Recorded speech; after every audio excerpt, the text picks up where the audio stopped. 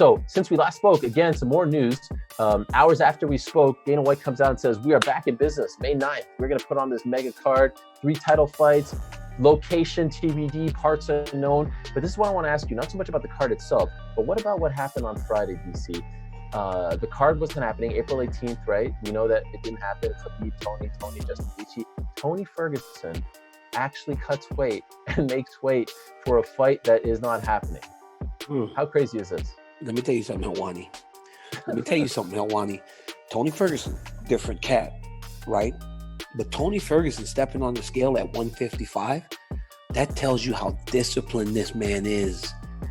How disciplined is Tony Ferguson to get all the way down to the championship weight with nothing to gain. That is look, that's a boss move. I know Tony and I don't have the best relationship, but that is a boss move in a sense that why? You didn't have to do it. But why? Is it a boss move if you ask why? It is a boss move because it's harder to do something. It's harder to do something when there is no reward at the end. Tony was going to get on that weight, make that weight, suffer through the entire weight cut, and then go back to training.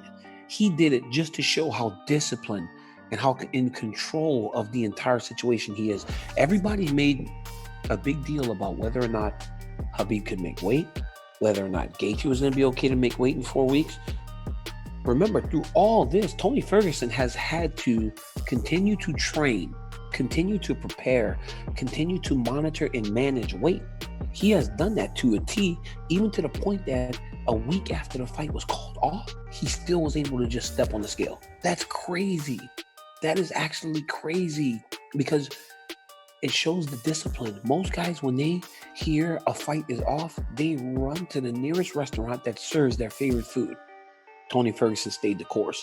And that tells me that come May 18th, May 9th, that dude is dangerous for anybody because he is so disciplined and so in tune with himself right now going into this fight. He went through quarantine and never got off track. It's crazy. But isn't there something to be said for the fact that he's fighting in 3 weeks? Why go through a weight cut? Go through all that suffering. He weighed 179 pounds on Monday. I understand what you're trying to say, but like from an actual strategy standpoint, from a health and safety standpoint, could you make the case that maybe this wasn't a smart move? Like, what's the payoff here? He wasn't getting paid for it. You can't.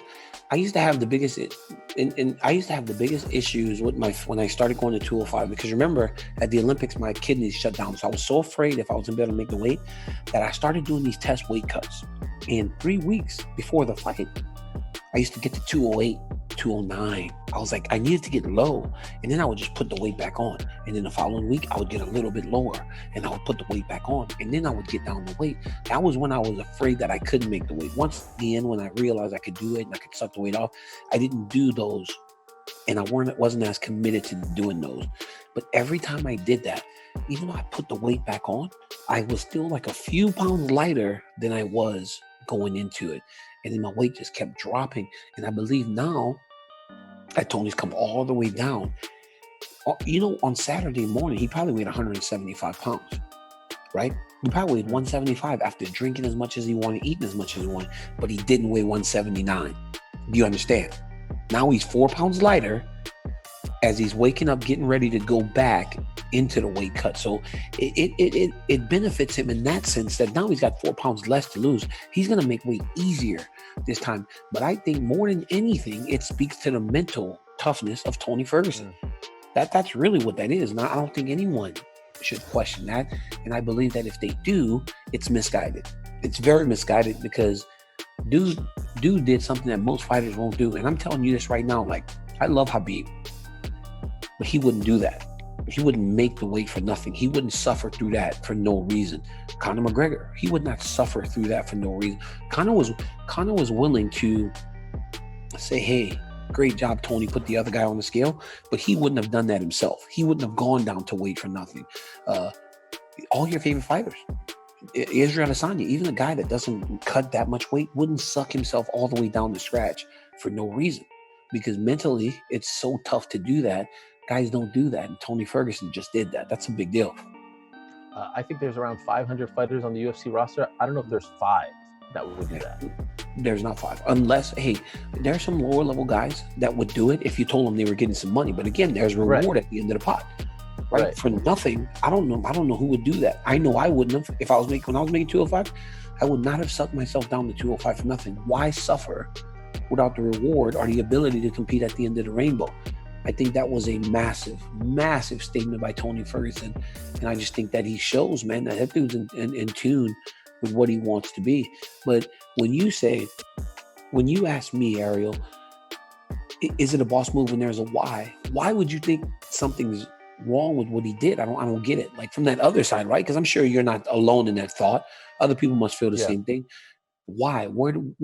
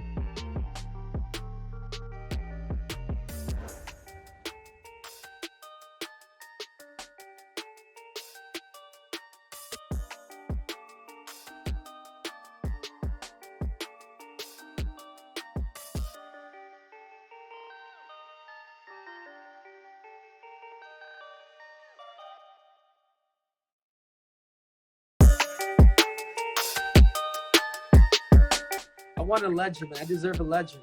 Again, let me remind you, Fred, my last 3 fights, Demetrius Johnson, TJ Dillashaw, and Marlon Moraes, #1 contender. I want to keep up that legend rampage, so it's going to be one of those 2 guys. But then I thought about it with Dominic, and Dominic's just too, he's unpredictable, man. He's too brittle. You know what I'm saying? Like, I'm afraid to sign a contract with him because I don't know if he's going to show up. And obviously with Frankie Edgar, he was one of the first people I called out to beat Marlon. You know, that's a fight that's always, kind of gave me that appetite for him, you know, especially him at 145 pounds. But since he's come down to 35, I mean, he's a former champion at 155 pounds. And that's another fight that really intrigues me, that gets me up in the morning. You're wish-washing a little bit. Is it DC or is it Frankie? Which one do you want more? Both of them. Line them both up. That's not an answer. Co-main event, main event. I want to make history. Listen, man, the only problem with Dominic Cruz hasn't fought since 2016. Yep. You know, Frankie Edgar, the only guys that he's lost have been the top-ranked guys. I don't know, man. I don't know. I would love to beat up Dominic, but I just don't show up. I just don't know if, you know, he's so unpredictable. And with Frankie Edgar, I don't know. That's something I'm going to have to talk to. I'm going to have to talk to my agent about, my manager, because they both. Because I don't like both of them, and I would like to make both of them better.